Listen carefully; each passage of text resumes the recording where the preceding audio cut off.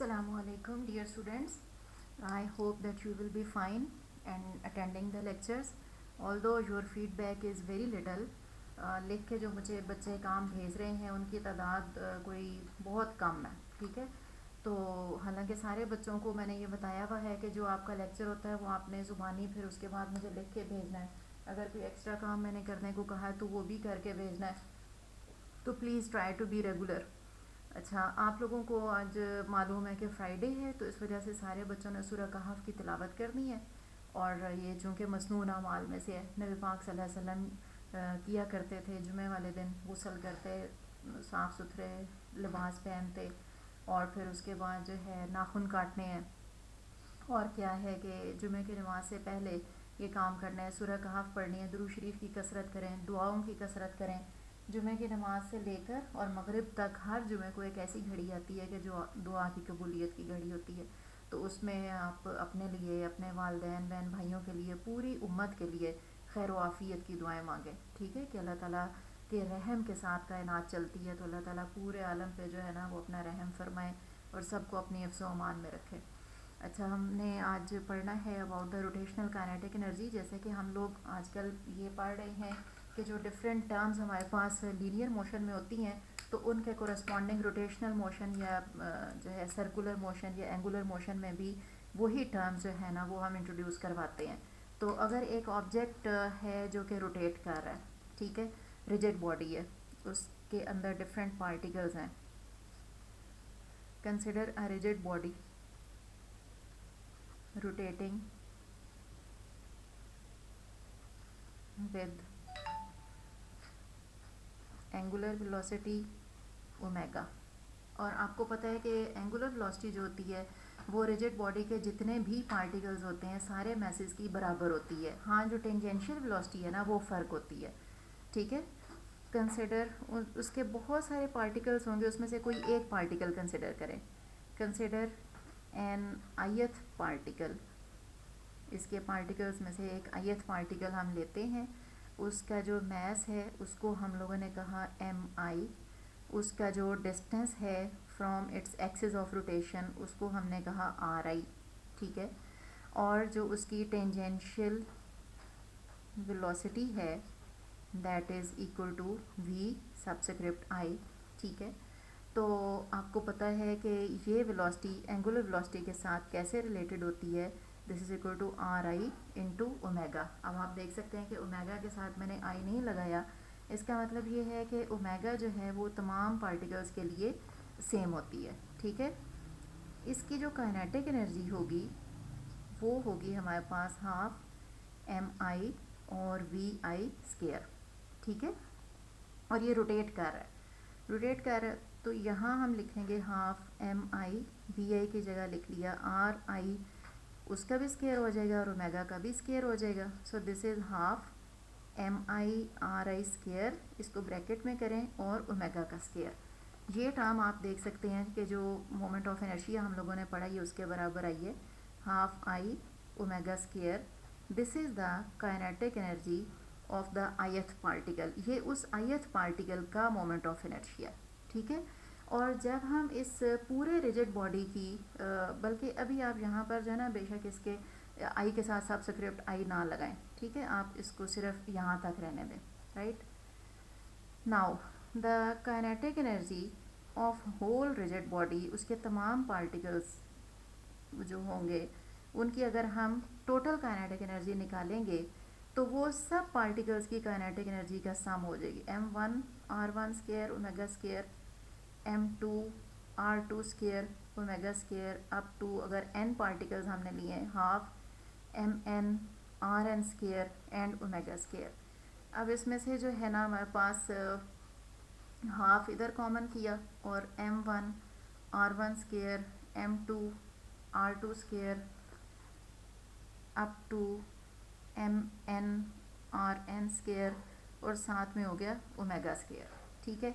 ये जो ब्रैकेट में टर्म है ये उसका पूरे का क्या है, मोमेंट ऑफ इनर्शिया है ना, इसके ऊपर आप सिग्मा का साइन जो है वो लगाएं, i is equal to 1 to n m i r i square और साथ में लिख दिया omega square. So this is equal to half I omega square. This is the relation for the rotational kinetic energy of a rigid body. ठीक है, अगर कोई rigid body है तो उसकी जो रोटेशनल काइनेटिक एनर्जी होती है वो इसके बराबर होती है. अब आपको जो मैं टेबल बनवा रही हूँ जो कि जिसकी हेडिंग जो है वो क्या है, इक्वेशंस ऑफ लीनियर मोशन, और दूसरी तरफ आप लिखते हैं इक्वेशंस ऑफ रोटेशनल मोशन. तो उसमें आपने मेरा ख्याल है 5 इक्वेशंस हो चुकी हैं ना. ठीक है, f is equal to m a वाली चौथी इक्वेशन थी, कल एक नोट करवाई आपको मोमेंटम के वाले, लीनियर मोमेंटम और एंगुलर मोमेंटम, वो 5वीं हो गई. अब ये छठे नंबर पे आपने लिखना है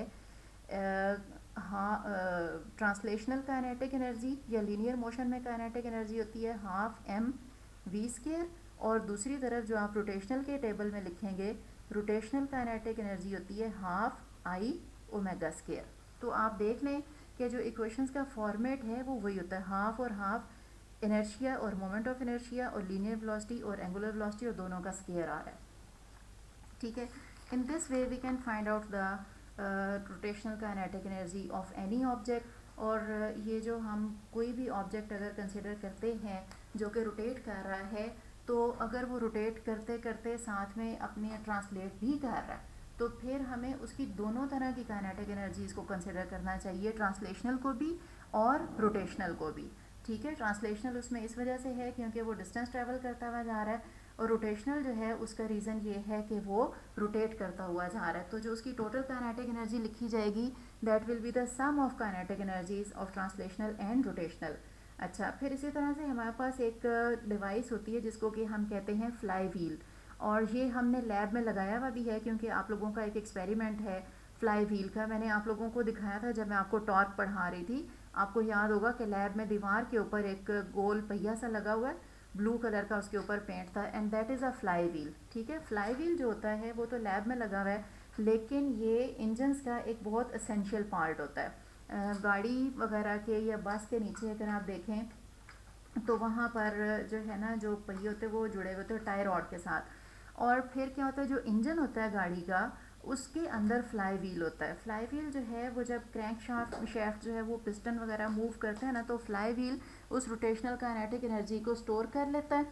एंड देन व्हाट हैपन्स के वो पूरे उसमें साइकिल में जो है ना यूनिफॉर्मली वो व्हील्स को एनर्जी मिलती रहती है, जिसकी वजह से गाड़ी की जो रनिंग है वो स्मूथ होती है. वरना जो इसका इंजन होता है ना वो वक्फे वक्फे से अपने पिस्टन को चला रहा होता है. जैसे आप कह लें कि आप किसी चीज़ के ऊपर कोई हथौड़ा मारते हैं, ठीक है, तो वो आप डेफिनेटली उसमें एक गैप आ जाता है ना एक स्ट्राइक से दूसरी स्ट्राइक में. तो इसी तरह इंजन के अंदर भी स्ट्रोक्स चल रहे होते हैं, उन स्ट्रोक्स में तो टाइम लैप्स होता है लेकिन गाड़ी स्मूथली चलती है. उसका रीज़न ये है कि जो उसके स्ट्रोक्स होते हैं उनके बीच में fly wheel rotational kinetic energy को स्टोर करके और फिर वो उनको यूनिफॉर्मली जो है ना वो व्हील्स को आगे गाड़ी के जो पहिए होते हैं उनको पहुंचाता है. ठीक है, उसके बाद हमारे पास एक छोटा सा टॉपिक है जिसमें कि हम कंपेयर करेंगे the rotational kinetic energy of a disc and a hoop.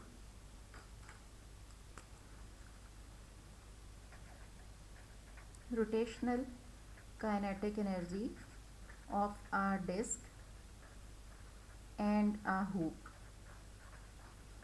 ठीक है, आपको कल मैंने इंट्रोड्यूस करवाया था, आपकी किताब में जो साइड पे डिस्क की भी शेप आपको दिखाई थी और हूप की भी दिखाई थी. डिस्क की आप यूँ समझ लें एक प्लेट, और हूप की समझ लें जैसे एक बैंगल होती है. ठीक है, तो पहले हम कैलकुलेट करते हैं rotational kinetic energy of the disc.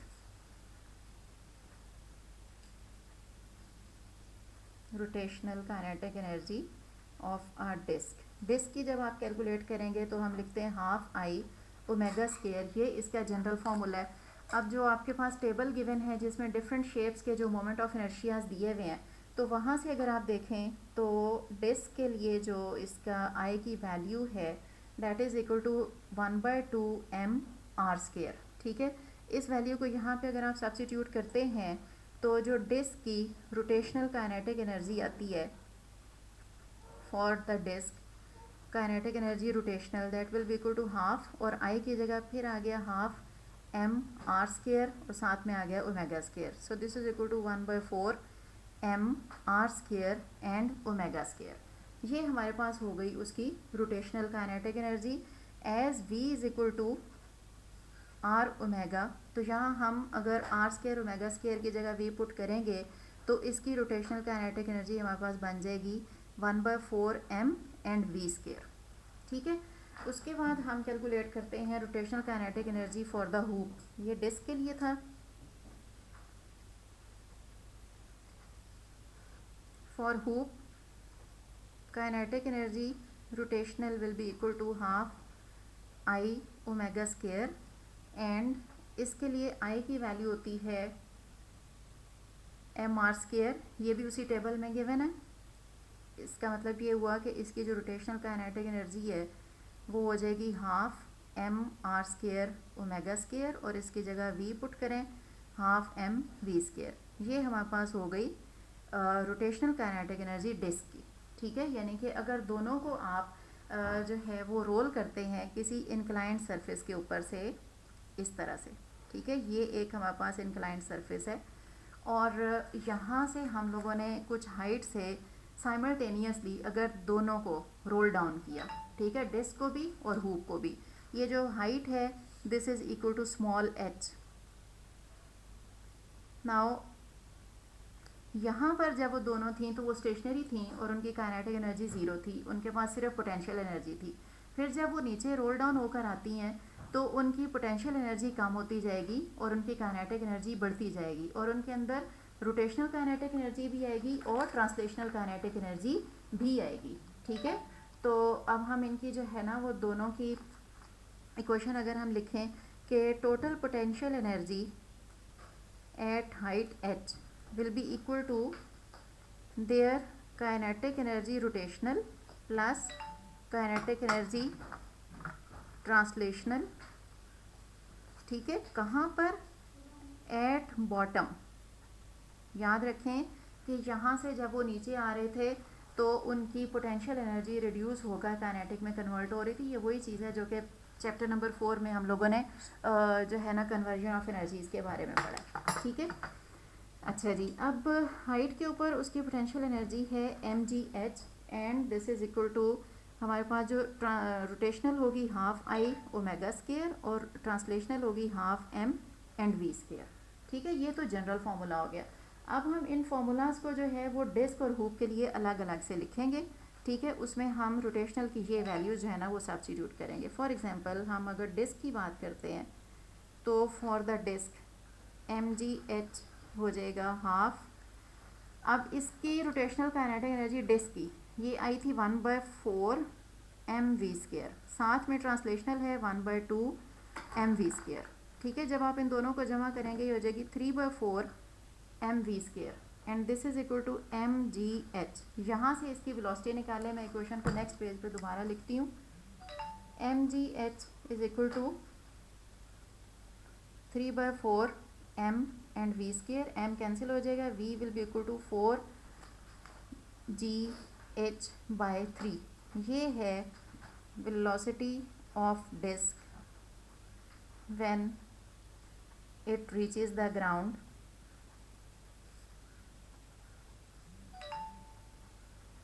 ठीक है, उस हाइट से नीचे गिर के जब वो ग्राउंड पे पहुंचेगी तो इतनी वेलोसिटी डिस्क के पास होगी। अब हम कैलकुलेट करेंगे हूप के पास कितनी वेलोसिटी होगी जब वो नीचे पहुंचेगी। तो वही इक्वेशन यूज़ करनी है। mgh is equal to half I omega square की जगह पर अब लिखा जाएगा 1/2 mv स्क्वायर। ये उसकी रोटेशनल काइनेटिक एनर्जी थी, इतनी ही ट्रांसलेशनल है, यानी कि ये हो गई हाफ और हाफ 1 हो गया mv square, and this is equal to mgh। This means that v will be equal to gh under the root. ठीक है, ये है डिस्क की वेलोसिटी जब वो पहुंचती है, और ये है हूप की वेलोसिटी जब वो ग्राउंड पे पहुंचती है। Is the velocity of hoop when it reaches the ground। ठीक है जी, अगर आप इन दोनों इक्वेशंस को इसको 1 कह लें और इसको 2 कह लें, ठीक है, तो आप इनको कंपेयर करें। कंपेयरिंग 1 एंड 2, तो कौन सी वेलोसिटी ज़्यादा है? डेफिनेटली डिस्क की वेलोसिटी ज़्यादा है। v disc is greater than v hoop, यानी एक ही हाइट से दो डिफरेंट शेप के ऑब्जेक्ट्स को हम लोगों ने रोल डाउन किया तो नीचे पहुंचने पर इसकी वेलोसिटी ज़्यादा थी और इसकी कम थी। ठीक है जी, so this is the comparison ठीक है, बस ये 2 टॉपिक हो गए आज के लिए, इतना काफ़ी है। इसको ध्यान से करके और फिर मुझे होमवर्क सेंड करें, बाकी इंशाल्लाह फिर कल पढ़ेंगे। अस्सलामु अलैकुम वरहमतुल्लाह।